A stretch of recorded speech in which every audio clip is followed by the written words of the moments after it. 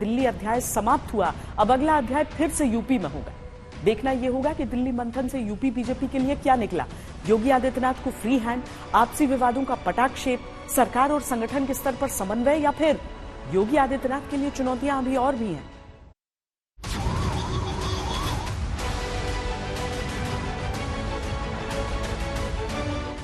चर्चा थी कि दिल्ली में यूपी के दंगल का फैसला होगा। बातें थी कि दिल्ली में जो होगा उसके बाद यूपी में कुछ बहुत बड़ा होगा। सवाल थे कि योगी का क्या होगा। कयास थे कि कुछ तो बदल जाएगा, लेकिन न कुछ बदला न कुछ बदलता सुनाई दिया। यूपी में योगी हैं और योगी रहेंगे। राष्ट्रवादी मिशन के मजबूत स्तंभ हैं और उस राष्ट्रवादी मिशन के साथ जुड़े होने के नाते जहां भारतीय जनता पार्टी कहती है नेशन फर्स्ट, देश पहले है, दल बाद में है और मेरा स्वयं का हित सबसे बाद में है। न योगी पर बहस हुई, न डिप्टी सीएमओ की चुनौतियों पर चर्चा हुई। बीजेपी हेडक्वार्टर में पीएम मोदी के साथ मुख्यमंत्रियों की तस्वीर भी काफी कुछ संकेत दे रही है। ये तस्वीर असंतुष्टों के लिए संदेश है कि यूपी में योगी ही हैं उपयोगी, और एक मैसेज देने की कोशिश भी कि योगी आदित्यनाथ को लेकर चल रही अटकलों में कोई दम नहीं।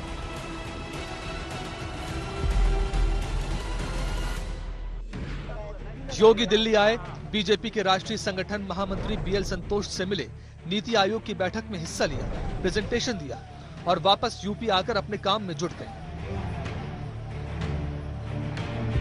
न अलग से कोई बैठक, न अलग से कोई मंत्रणा। संकेत साफ है, यूपी में योगी हैं और रहेंगे। यूपी में योगी ही उपयोगी हैं, इस बात के संकेत संगठन की तरफ से पहले ही मिल चुके थे। लेकिन जिस तरह बैठकों में डिप्टी सीएम गायब थे, जिस तरह मुख्यमंत्री के समानांतर डिप्टी सीएम अपनी अलग मीटिंग्स कर रहे थे, उससे कयास थे कि कुछ बहुत बड़ा हो सकता है। हालांकि संगठन की तरफ से जो पहले ही स्पष्ट किया जा चुका था, वही दिल्ली से संदेश निकला है। यूपी से लेकर दिल्ली तक बैठकें हो रही है और वहां पर यूपी में बदलाव की बातें चल रही है, इसमें कितनी सच्चाई? अब ये सारे विषय पार्टी के सब विषय पार्टी के विचाराधीन है, ऐसा कुछ है नहीं।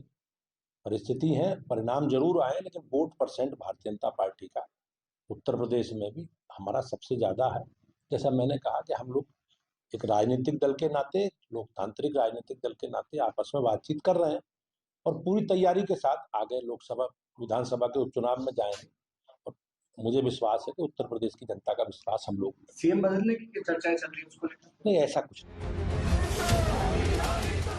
यूपी की राजनीति से एक संकेत ये भी निकल रहा है कि जब समाजवादी पार्टी ने विधानसभा में माता प्रसाद पांडे को नेता प्रतिपक्ष बनाया है, तब योगी को चुनौती देते दिखने वाले डिप्टी सीएम अखिलेश के पीडीए पर आक्रामक है।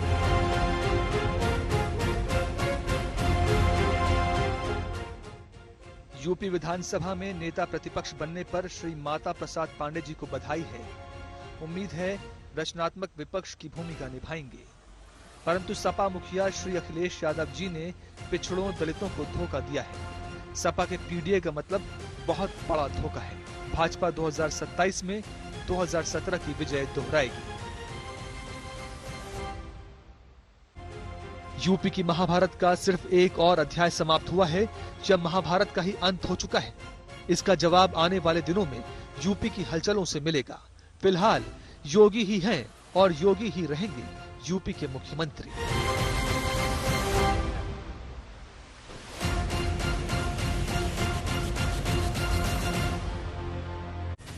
योगी आदित्यनाथ पर जब जब सवाल उठे, तब तब प्रधानमंत्री मोदी का हाथ उनके कंधे पर आया। उन्हें पीएम मोदी का समर्थन भी मिला, मार्गदर्शन भी मिला।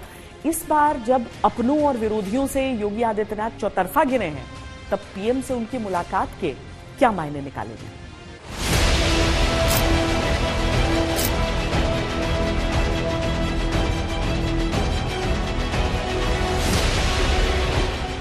तस्वीरें बता रही हैं कि जो कयास थे वो कयास ही रह गए, जो सवाल थे वो सवाल ही रह गए। जवाब मुलाकातों ने दे दिया और यूपी के सीएम योगी हैं और रहेंगे भी। 26 जुलाई को सीएम योगी आदित्यनाथ के दिल्ली पहुंचने से पहले ही ये चर्चा आम थी कि क्या यूपी में नेतृत्व पर बड़ा फैसला हो सकता है? क्या सीएम योगी की भूमिका पर कोई चर्चा होगी? क्या यूपी में दिख रहे नेताओं के मतभेद पर कोई बैठक होगी? लेकिन योगी सीएम की हैसियत से नीति आयोग की बैठक में गए और लौट आए। न कोई अलग से मीटिंग की जरूरत बीजेपी के शीर्ष नेतृत्व ने समझी, न किसी बैठक के बारे में सोचा। यूपी में आगे का एजेंडा लेकर सीएम वापस लौट आए। आज से जुड़ना पड़ेगा, लगना पड़ेगा।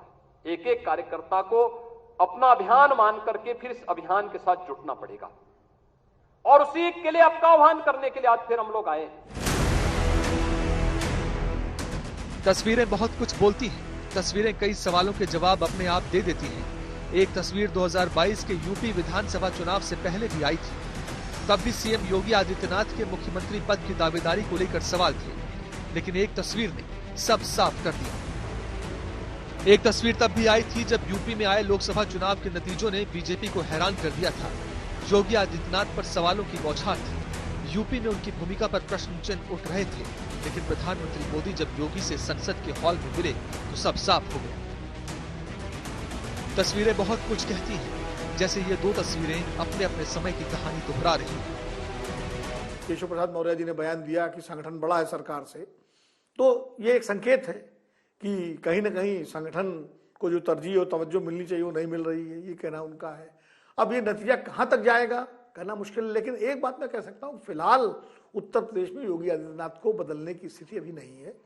पहली बार तो ये 10 विधानसभा चुनावों के जो उपचुनाव होने हैं, इनके नतीजों के आधार पर बहुत कुछ तय होगा और उसके बाद केंद्रीय नेतृत्व तो भारतीय जनता पार्टी का क्या फैसला लेता है ये देखना होगा। लेकिन अभी फिलहाल मुझे नहीं लगता कि उत्तर प्रदेश में जल्दी कोई परिवर्तन होने वाला है। दिल्ली में योगी की भूमिका पर चर्चा तक नहीं होना योगी और मोदी की केमिस्ट्री की तस्वीर बनाता है। प्रधानमंत्री मोदी का विश्वास मुख्यमंत्री के तौर पर योगी आदित्यनाथ पर कितना है ये भी दर्शाता है। सीएम और पीएम की मुलाकात न करने के कई चुनावी मायने हैं, कई सियासी संकेत दे रहे हैं। दोनों नेताओं के बीच नीति आयोग की बैठक में ही बात हुई और दूसरे मुख्यमंत्रियों की तरह ही योगी आदित्यनाथ को भी टास्क मिला। स्पष्ट है, योगी हैं और रहेंगे। योगी आदित्यनाथ इन दिनों अपने राजनीतिक जीवन की सबसे कठिन चुनौतियों से जूझ रहे हैं। लोकसभा चुनावों के नतीजों के बाद सियासी कौशल पर उठते सवाल, दोनों उप मुख्यमंत्रियों का खुला शक्ति प्रदर्शन, पार्टी के विधायकों और नेताओं के अलावा सरकार के सहयोगियों की टिप्पणियां और विपक्ष के करारे प्रहार। लेकिन इन सब के बीच योगी आदित्यनाथ फुल एक्शन में है।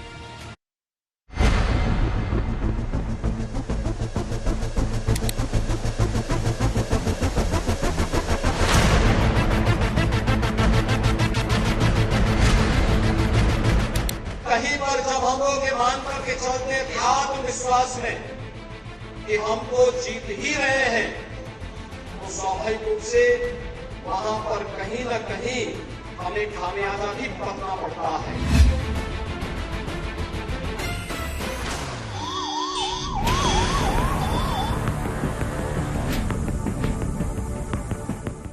साथियों ने खुला मोर्चा खोल दिया। एक नेतृत्व है और मेरे वो अभी मुख्यमंत्री हैं, मैं उप मुख्यमंत्री हूं, तो इस सवाल का जवाब तो राष्ट्रीय नेतृत्व देता है।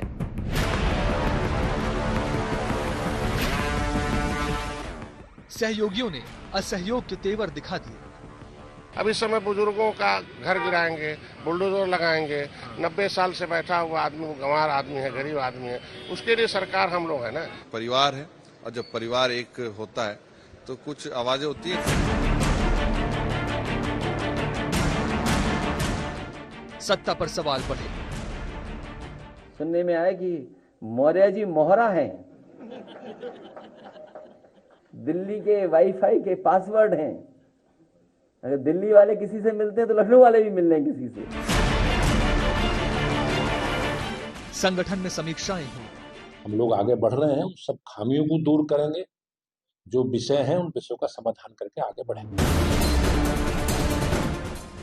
जवाब देने की बारी योगी आदित्यनाथ की आई तो उसके पहले उन्होंने हर मोर्चे पर अपने किले को मजबूत करने की कोशिश की और फिर दिल्ली आ गए।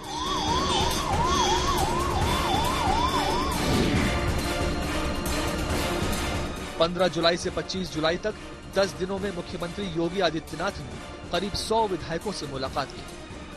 ये विधायक प्रयागराज, मुरादाबाद, बरेली, मेरठ मंडल के थे। इसके अलावा 50 से अधिक सांसद, राज्यसभा सांसद, पूर्व सांसद, पूर्व विधायक, विधान परिषद सदस्य और पंचायत अध्यक्षों से भी मुलाकात की। योगी आदित्यनाथ ने इन सभी क्षेत्रों के प्रतिनिधियों से यूपी में मिली हार की वजह पूछी और अधिकारियों के खिलाफ शिकायतों पर सबूत भी मांगे। सहयोगी दलों के विधायकों से भी मुलाकात करके उनके मन की बात समझी।